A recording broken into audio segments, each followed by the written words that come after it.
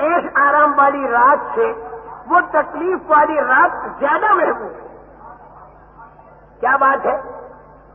وہی دل کے اندر کا کیا بدن کو تو تکلیف ہے، دین کا کام کرنے والے کے بدن کو تو تکلیف ہے، لیکن جب اللہ کی ذات سے اس کا تعلق ہو جاتا ہے اور ان تکلیفوں پر اللہ کی طرف سے بدلہ ملنے کی امید ہو جاتی ہے، اور جب اس کے سامنے جنت کی خوشگواریاں ہوتی ہیں، اور جب اس کے سامنے یہ ہوتا ہے کہ بڑی تکلیف جو جہنم کی آنے والی ہے اس سے میں بچوں گا، تو یہ تھوڑی تکلیف جو دین کے لیے اٹھانی پڑتی ہے یہ صرف آسان نہیں ہوتی بلکہ لذیذ بن جاتی ہے اور محبوب بن جاتی ہے. ارے رکشا چلانے والا کتنی تکلیف اٹھاتا ہے پیسنجر کو لے کر، لیکن رکشے والے لڑتے ہیں. وہ کہا واہ پہلے میں نے بات کی تو کون بٹھانے والا؟ انہیں نہیں تو بات کر رہا تھا، میں نے تو پہلے سے اشارہ کیا تھا. یعنی ہر رکشا والا چاہتا ہے پیسنجر میرے رکشا میں بیٹھے اور میرے پاؤں کو دکھا دے اور میرے بدن سے پسینہ نکل پائے اور میرے کو خود تکلیف پہنچائے پیسنجر. ہر رکشے والا چاہتا ہے، لیکن اس تکلیف میں اسے مزہ آتا ہے اس بات پر کہ اسے 2 روپے ملے. ارے 2 روپے کے ملنے کے یقین نے رکشا چلانے والے کی تکلیف کو لذیذ کر دیا، جس کو یہ معلوم ہو جائے کہ اللہ مجھے ملے گا اور اللہ کی طاقت میرے ساتھ ہوگی اور اللہ کی نعمتیں میرے ساتھ ہوں گی اور اللہ کے خزانے میرے ساتھ ہوں گے. جس کا یہ یقین بن جائے تو اس تک پہنچنے کے لیے دین کے واسطے جو تکلیف اٹھائی جائے گی وہ صرف آسان نہیں بنے گی بلکہ محبوب بنے گی اور لذیذ بنے گی. اور یاد رکھنا جس آدمی کا اللہ سے تعلق نہیں اور جو آدمی غلط چل رہا ہے تو شروع میں تو اس کو راحت اور آرام کے نقشے ملیں گے ظاہر میں، اور اخیر میں جا کے اس کی پکڑ ہوگی بڑی زبردست. یہ شروع میں جو راحت اور آرام کے نقشے مل رہے ہیں نا، اس کی میں مثال دیتا ہوں آئینے کے انگور. ایک انگور کہیں لٹکے ہوئے سامنے آئینہ لٹک رہا تو آئینے میں انگور دکھائی دے رہے، تو کم سمجھ پرندہ وہ آئینے پر آگے منہ چونچے مارتا ہے، اس انگور پر چونچے مارتا ہے تو اس پرندے کا منہ بھی مٹھائی میں چونچے مارتا رہتا ہے. اللہ کے حکموں کو توڑ کر جو لوگ ملک اور مال روپے پیسے سونے چاندی اور کاروبار اور کھیت اور دکان میں لگے، ان کی مثال ایسی ہے جیسے آئینے کے انگور پر پرندے کا چونچ مارنا. اس دنیا کے زیادہ سامانیہ کامیابی جب تک اللہ تعالیٰ دکھائیں گے تو نظر آئے گی، اور جب انگور کو سامنے سے ہٹا دیا اور وہاں لاگے بچھو کھڑا کر دیا تب آئینے میں بچھو دکھائی دینے لگا.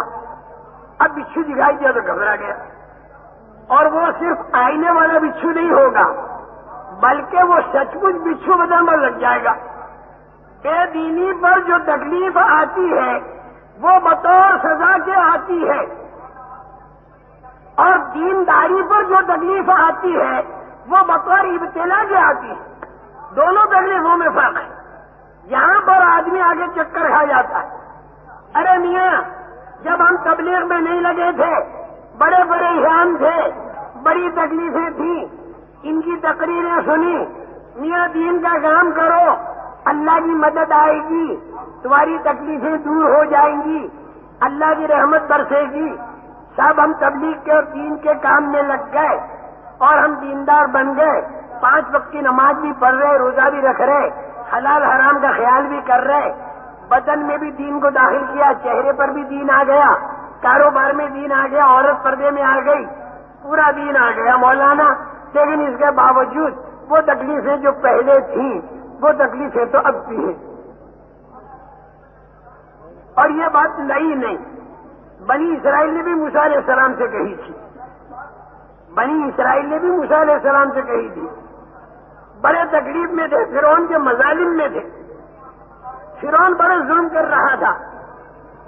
تو موسیٰ علیہ السلام نے ان بنی اسرائیل کو یہ کہا کہ بھائی تم دین پر آ جاؤ، ایمان پر آ جاؤ، ایمان کی طاقت کو لے لو. انہوں نے لے لیا، دین پر آ گئے، نبی کے کہنے پر چلنا شروع کیا. لیکن فرعون کے مظالم میں کمی نہیں آئی، باوجود دیندار بننے کے فرعون کے مزاجم میں کمی نہیں آئی، ظلم برابر بڑھتا چلا گیا۔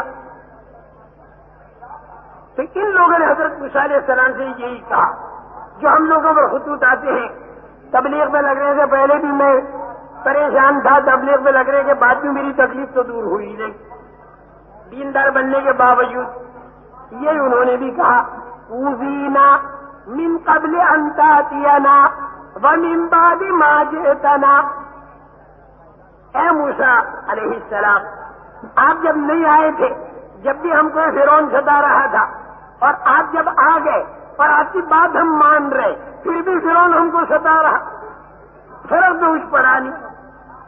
سبحان اللہ۔ جواب کیا ملا موسیٰ علیہ السلام کی طرف سے؟ جواب وہی جو پہلے کہا تھا وہ آج بھی، وہ کیا؟ استعینوا باللہ واصبروا، اللہ ہی سے مدد طلب کرو اور جو تکلیف ہے اسے جھیل جاؤ، جو تکلیف ہے اسے جھیل جاؤ، اگر اللہ سے مدد طلب کرو، اس لیے کہ مدد تو صرف اللہ ہی کے ہاتھ پہ، کرتا دھرتا اللہ ہی کی ذات ہے۔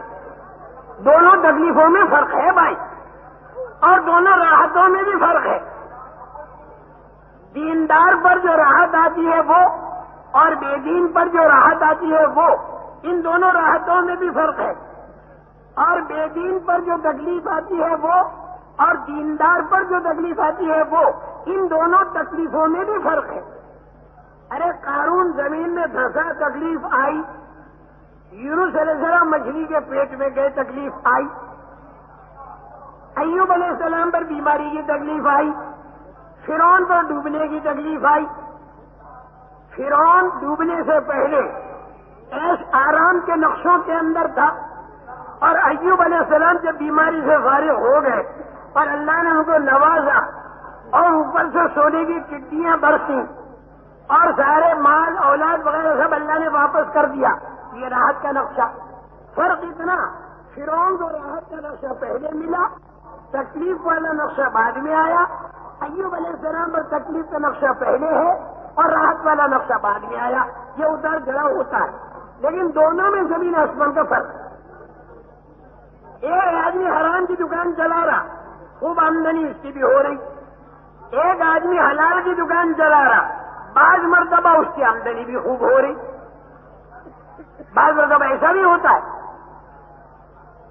ارے میاں تم کہتے ہو دین میں برکت ہے، دین میں برکت ہے، یوں برکت ہوئی، صحابہ کے لیے یوں برکت ہو گئی، یوں برکت ہو گئی۔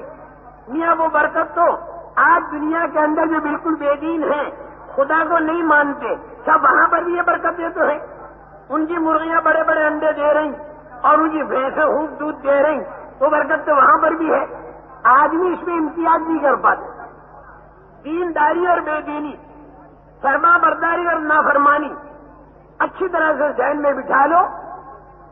بے دینی کے ساتھ جو تکلیف آتی ہے وہ بطور سزا اور عذاب کے ہے، اور دینداری کے ساتھ جو تکلیف آتی ہے وہ بطور امتحان اور ابتلا کے ہے، اور دونوں کا انجام الگ الگ ہے۔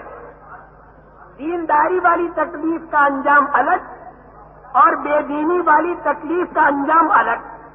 خوب اچھی طرح سمجھ لو، بے دینی پر اور حکموں کے توڑنے پر جو تکلیف اس دنیا میں آتی ہے بطور سزا کے آتی ہے، اور اس میں مصلحت اللہ کی یہ ہے کہ یہ انسان مرنے کے بعد جو بڑی سزا آنے والی ہے اس کے پہلے اس چھوٹی سزا میں پلٹا کھا جائے، اور ظاہری اسباب کے اختیار کرنے میں جو اس نے غیبی اسباب کو خلاف کر دیا اور اللہ کے حکموں کو توڑا اور نبی کا طریقہ چھوڑا، اور اس پر جو یہ بلائیں اور مصیبتیں آئیں بطور سزا کے، تو یہ آدمی پلٹا کھا جائے، دنیا میں پلٹا کھا جائے، بے دینی سے دینداری کی طرف آ جائے۔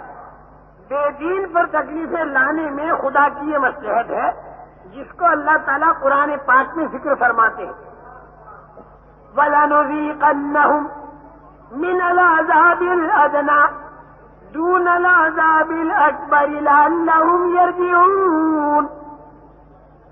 اللہ کہتے ہیں کہ ضرور بھی ضرور ہم چھوٹی سزا کا مزہ چکھائیں گے بڑی سزا سے پہلے. بڑی سزا تو مرنے کے بعد آنے والی ہے. اس سے پہلے دنیا میں ہم چھوٹی سزا دیں گے. اور یہ چھوٹی سزا کیا ہے؟ زلزلوں کا جھٹکا، پانیوں کا سیلاب، ہواؤں کا طوفان، خون ریزیاں، یہ چھوٹی چھوٹی سزائیں ہیں جو اللہ تعالیٰ دنیا کے اندر دیتے ہیں. کیوں دیتے ہیں؟ لعلہم یرجعون، تاکہ آدمی پلٹا کھا جائے. جھوٹ سے سچائی کی طرف، خیانت سے امانت کی طرف، دلالت سے ہدایت کی طرف، بے دینی سے دینداری کی طرف.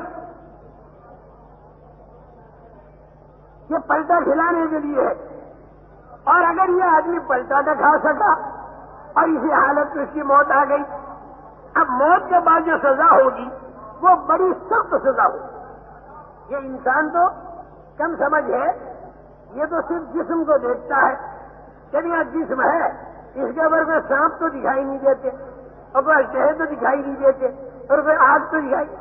میرے بھائی، یہ جسم کو کیا دیکھ رہا؟ اصل معاملہ تو اس کی روح کے ساتھ ہو رہا. اور وہ روح والا نظام تو جب دنیا میں اس بدن کے اندر روح تھی تب بھی تیرے کو نہیں دکھائی دیتی تھی. تیری اپنی روح بھی دکھائی نہیں دے رہی. اور اس کی روح پر جو سانپ اور جو آگ اور جو عذاب ہو رہا ہے وہ تجھے کیسے دکھائی دے گا؟ سارا عذاب یا ساری رحمتیں روح پر ہوتی ہیں، لیکن اس کا اثر بدن پر بھی پڑتا ہے. لیکن چونکہ عالم برزخ سے اس کا تعلق ہوا، چند ڈاکٹر میرے پاس ملنے آئے. میں نے عذاب قبر کے بارے میں کہا اور میں خوب کہتا